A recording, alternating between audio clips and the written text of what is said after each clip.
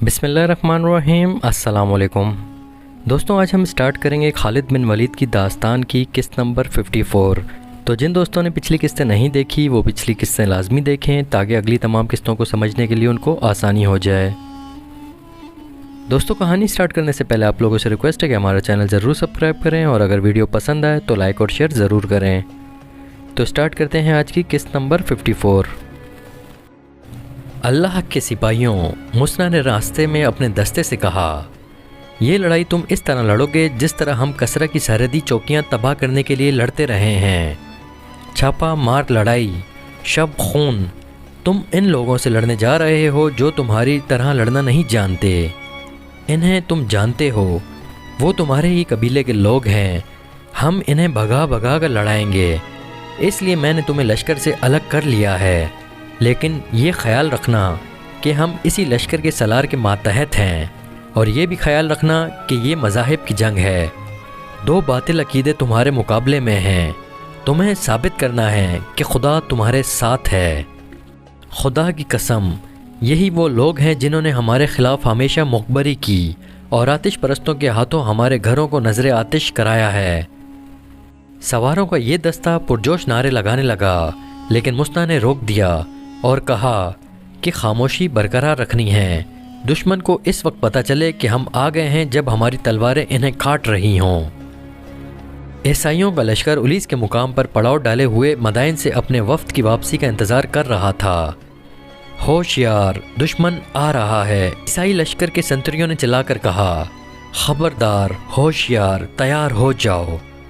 हड़बोंग much गई। इनके सरदारों ने दरख्तों पर चढ़कर देखा, एक लश्कर चला आ रहा था। सरदारों ने दरख्तों के ऊपर से ही हुक्म दिया कि तीर अंदाज अगली सफ़ में आ जाएं। ये लोग चूँकि बाकायदा फ़ौजी नहीं थे, इसलिए इनमें नज़्म ज़ब्त और सब्र तहम्मुल की कमी थी। वो लोग हजूम की सूरत में लड़ना जानते थे, फिर भी इन्होंने सफ़ बंदी कर ली। आने वाला लश्कर करीब आ रहा था। जब भी लश्कर और करीब आया तो सरदारों को कुछ शक होने लगा। तब एक सलार ने कहा कि ये लश्कर मुसलमानों का नहीं हो सकता, क्योंकि इस तरफ से आ रहा है जिस तरफ बहमत जाज़विया का लश्कर होना चाहिए था। सलार ने दो घोड़सवारों को यह कहकर दौड़ा दिया कि जाकर देखो कि ये किसका लश्कर है। ये दोस्त हैं। एक सवार ने पीछे मुड़कर बुलंद आवाज़ से कहा, ये फ़ारस की फ़ौज है, यस्सु मसीह के पुजारियों। दरक से सलार आला ने चिल्लाकर कहा, तुम्हारी मदद के लिए मदाइन से फ़ौज आ गई है। ईसाई नारे लगाने लगे और थोड़ी देर बाद जाबान का लश्कर ईसाइयों के पड़ाव में आ गया। जाबान ने इस तमाम लश्कर की कमान ले ली और ईसाई सरदारों से कहा कि अब वो इसके हुक्म और हिदायत के पाबंद होंगे। जाबान ने ईसाइयों का हौसला बढ़ाने के लिए पुरजोश तकरीर की, जिसमें इसने इन्हें बताया कि अब इन्हें पहली तीनों शिकस्तों का इंतकाम लेना है और तुम अपनी जवान औरतों को भी साथ लाए हो। जाबान ने कहा, अगर तुम हार गए तो ये औरतें मुसलमानों का माले गनीमत होंगी। इन्हें वो लौंडिया बनाकर ले जाएंगे। इन्हीं की खातिर अपनी जानें लड़ा दो। ईसाइयों की सफ़ों में जोश व खरोश बढ़ता जा रहा था। वो तो पहले ही इंतकाम की आग में जल रहे थे। अब अपने साथ फ़ारस का एक मुनज़्ज़म लश्कर देखकर वो और ज़्यादा दलेर हो गए थे। मदीना की फ़ौज की पेशकदमी खासी तेज़ थी। मुस्ना अपने दस्ते के साथ दाएं तरफ कहीं आगे निकल गया था। वो सरसब्ज़ व शादाब इलाका था। दरख्तों की बहतात थी, हरी झाड़ियाँ और ऊंची घास भी थी। थोड़ी दूर जाकर आदमी नज़रों से ओझल हो जाता था। ये वो इलाका था जहाँ फ़ारस के बड़े बड़े अफसर सैर व तफरी और शिकार वगैरह के लिए आया करते थे। उली से आगे हीरा एक शहर था जिसकी अहमियत तिजारती और फ़ौजी लिहाज से खासी ज़्यादा थी। आबादी के लिहाज से ये ईसाइयों का शहर था, जो हर लिहाज से खूबसूरत शहर था। और ये भी जहन में रखो, जाबान लश्कर के सलारों से कह रहा था कि आगे हीरा है। तुम जानते हो कि हीरा हमारी बादशाही का एक हीरो है। अगर मुसलमान इस शहर तक पहुंच गए तो ना सिर्फ ये कि कसरा का दिल टूट जाएगा, बल्कि फ़ारस के पूरे लश्कर के हौसले टूट जाएंगे। हीरा मदाइन से ज़्यादा कीमती है। सब्ज़ाज़ार में एक घोड़सवार जैसे तैरता चला आ रहा हो। खालिद रज़ियल्लाहु ताला अन्हु अपने लश्कर के वस्त में थे। किसी और को इस सवार की तरफ भेजने के बजाय इन्होंने अपने घोड़े को ईड़ लगाई और इस सवार के रास्ते में जा लिया। वो मुस्ना बिन हारसा के दस्ते का एक सवार था। इब्ने हारसा का पैगाम लाया हूँ, सवार ने खालिद रज़ियल्लाहु ताला अन्हु से कहा। उलीस के मैदान में आतिश परस्तों की फौज भी आ गई है। इब्ने हारसा ने कहा है कि संभल कर आगे आएं। फौरन वापस जाओ, खालिद रज़ी अल्लाह ताला अन्हु ने सवार से कहा, और मुस्ना से कहो कि जल्दी मुझ तक पहुँचे। मुस्ना का कासिद यूं गायब हो गया जैसे इसे ज़मीन ने निगल लिया हो। इसके घोड़े के टप कुछ देर तक सुनाई देते रहे, जो दरख्तों में से गुजरती हवा की शां में तहलील हो गए। खालिद रज़ी अल्लाह ताला अन्हु वापस अपने लश्कर में आए और अपने सालारों को बुलाकर इन्हें बताया कि आगे सिर्फ बकर बिन वाइल के लोग ही नहीं बल्कि मदाइन का लश्कर भी इनके साथ आ मिला है। इन्होंने अपने सालारों को यह भी बताया कि मुस्ना बिन हारसा आ रहा है। इन्होंने पहले की तरह सालार आसिम बिन उमरू और सालार अदी बिन हातिम को दाएं और बाएं पहलू में रखा। ज़्यादा देर नहीं गुजरी थी कि मुस्ना यूं आ पहुंचा जैसे वो वाकई उड़ कर आया हो। इब्ने हारसा, खालिद रज़ी अल्लाह ताला अन्हु ने कहा, क्या तुमने अपनी आंखों से फारस के लश्कर को ईसाइयों के साथ देखा है? मुस्ना बिन हारसा ने सिर्फ देखा ही नहीं था बल्कि इसने जांबाजी का मुजाहरा करके बहुत कुछ मालूम कर लिया था। इसने अपने जासूस आगे भेज रखे थे। इन्होंने इसे इत्तला दी थी कि मदाइन की फ़ौज ईसाइयों से आ मिली है। मुस्ना ने पूरी मालूमात हासिल करने का इरादा कर लिया। रात को इसने अपने साथ 3 सवार लिए और दुश्मन के पड़ाव के करीब जाकर घोड़ों से उतरे और इन्हें एक दरख्त के साथ बांध दिया और वहाँ से वो छुप छुप कर और जहाँ ज़रूरत पड़ी वहाँ पेट के बल रेंग कर पड़ाव के नज़दीक चले गए। आतिश परस्तों के संतरी पड़ाव के इर्द गिर्द घूम रहे थे। ये सफ़र 12 हिजरी के वस्त की रातें थीं। आधे चांद की चांदनी थी जो फ़ायदा भी दे सकती थी और नुकसान भी। 2 संतरी इनके सामने से गुजर गए। इन्हें पीछे से जाकर पकड़ा जा सकता था लेकिन इनके पीछे पीछे एक घोड़सवार आ रहा था। इसने अपने संतरियों को आवाज़ देकर रोक लिया और इनके पास आकर इन्हें बेदार और होशियार रहने को कहने लगा। वो कोई कमानदार मालूम होता था। मुसलमान रात को तो हमला नहीं कर सकते, एक संतरी ने कहा, फिर भी हम बेदार और होशियार हैं। तुम सिपाही हो, घोड़सवार ने हुक्म के लहजे में कहा। जो हम कमानदार जानते हैं वो तुम नहीं जानते। मुसलमानों का कुछ पता नहीं वो किस वक्त क्या कर गुजरें। इन्हें आम किस्म का दुश्मन ना समझो।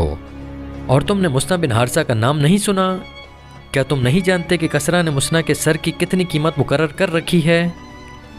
तुम अगर इसे जिंदा या मुर्दा पकड़ लाओ या इसका सिर्फ सर पेश कर दो तो तुम मालामाल हो जाओगे, लेकिन तुम इसे पकड़ नहीं सकोगे। वो जिन है, किसी को नज़र नहीं आता। चलो आगे चलो, अपने इलाके का गश्त करो। संतरी आगे निकल गए और घोड़सवार वहीं खड़ा रहा। मुस्ना बिन हारसा अपने 3 जाबाजों के साथ एक घनी झाड़ी के पीछे छुपा हुआ था। घोड़सवार इस तरफ जाने के बजाय जिस तरफ संतरी चले गए थे दूसरी तरफ चला गया। घोड़े पर इसे पकड़ना खतरे से खाली नहीं था। मुस्ना ने अपने एक जाबाज के कान में कुछ कहा और घोड़सवार कमानदार को देखा। वो आहिस्ता आहिस्ता चला जा रहा था। मुस्ना करीब के एक दरख्त पर चढ़ गया। इसके जाबाज ने ज़रा ऊंची आवाज़ में कुछ कहा। कमानदार ने घोड़ा रोक लिया। जाबाज ने इससे वापस आने को कहा। वो इस आवाज़ पर वापस आ रहा था। अचानक दरख्त से मुस्ना कूदा और घोड़सवार के ऊपर गिरा और इसे घोड़े से गिरा दिया। मुस्ना के एक आदमी ने दौड़कर घोड़े की लगाम पकड़ ली और 2 ने कमानदार को दबोच लिया और इसका मुंह बांध दिया। इसे और इसके घोड़े को वहां से दूर ले गए। इन्होंने अपने घोड़े खोले और वहां से इतनी दूर निकल गए जहां वो चीखता चिल्लाता तो भी इसकी आवाज़ इसके पड़ाव तक ना पहुंचती। जिंदा रहना चाहते हो तो बताओ कि तुम्हारी फौज कहां से आई है? मुस्ना ने तलवार की नोक इसकी शहरक पर रख कर पूछा। वो बहमन जाज़िया के लश्कर का कमानदार था। इसने जान बचाने की खातिर सब कुछ बता दिया। ये भी कि जाज़िया मदाइन चला गया है और इसकी जगह जाबान सलार है और बकर बिन वाइल का लश्कर इन्हें इत्तफाक से मिल गया है। इसने ये भी बताया कि इस कबीले के कुछ सरदार मदाइन से फ़ौज अपने साथ लाएंगे। क्या तुम्हें मालूम है कि मदीने की फ़ौज कहाँ है? मुस्ना ने इससे पूछा। वो बहुत दूर है, कमानदार ने जवाब दिया। हम इस पर हमला करने जा रहे हैं, शायद 2 रोज़ बाद। जब इससे हर एक बात मालूम हो गई तो इसे हलाक करके लाश वहीं दफन कर दी गई। सूरज तलू हो चुका था जब मुस्ना बिन हारसा खालिद रज़ी अल्लाह ताला अन्हु को ये सब बता रहे थे। तादाद का क्या अंदाज़ा है? खालिद रज़ी अल्लाह ताला अन्हु ने पूछा। सही अंदाज़ा मुश्किल है, इब्ने वलीद, मुस्ना ने कहा। ہماری اور ان کی تعداد کا تناسب وہی ہے جو پہلے تھا، وہ ہم سے 4 گنا نہیں تو 3 گنا سے یقیناً زیادہ ہیں۔